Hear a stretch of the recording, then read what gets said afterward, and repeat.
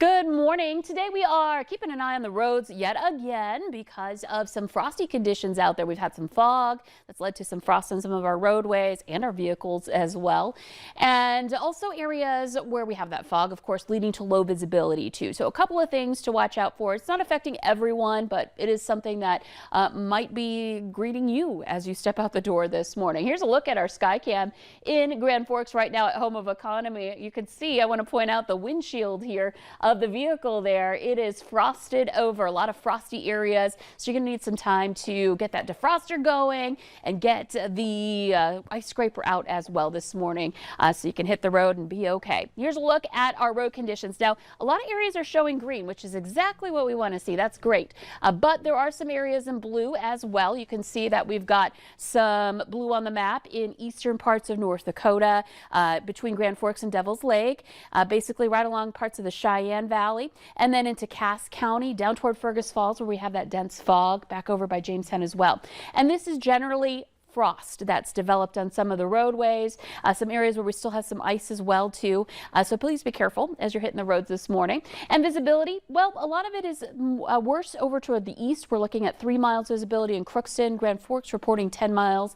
And then again, down toward Fergus Falls, right at 0 still. So some very dense fog along that stretch of I-94.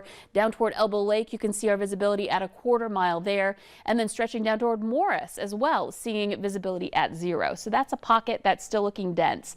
Winds are light. We've got calm reports in the east, seeing wind turn a little more westerly in the west, and temperatures that are a little milder in the west too. We're seeing more upper 20s in spots like Jamestown, but most areas reporting temperatures in the teens and 20s right now. It's 24 in Fargo, 21 in Grand Forks. So again, below freezing, might be a little icy on some of those roads, frosty on some of the roads. Visibility is looking tough again in parts of Minnesota, but otherwise, aside from the fog, we've got some clear conditions for any travel you may need to do here heading home for the holidays. And then the area that is more of a focus is down towards St. Louis, the mid-Mississippi, and Ohio River Valley, seeing some snow, and then up into New England as well today with some rain on the west coast. So looking at your radar here in the valley, future radar, we're not going to see much. In fact, we're going to see some clear skies in a lot of spots through the morning hours and into the afternoon. Expect temperatures to get into the mid to upper 30s, so warming above freezing.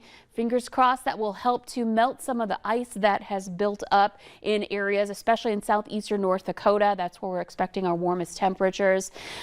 But there are still some areas where we may not see that ice melt. So just keep in mind, if we get some wind this weekend, which we may on Saturday, we're looking out for the potential for that to impact icy areas. Heading into tonight, we'll see temperatures getting into the 20s to some 30s in the late night hours. Now Saturday, here's a quick look. You can see we've got some scattered snow showers moving through Saturday and that wind. So that's going to be a factor. We're going to talk more about that coming up, how much snow we can expect to see as well.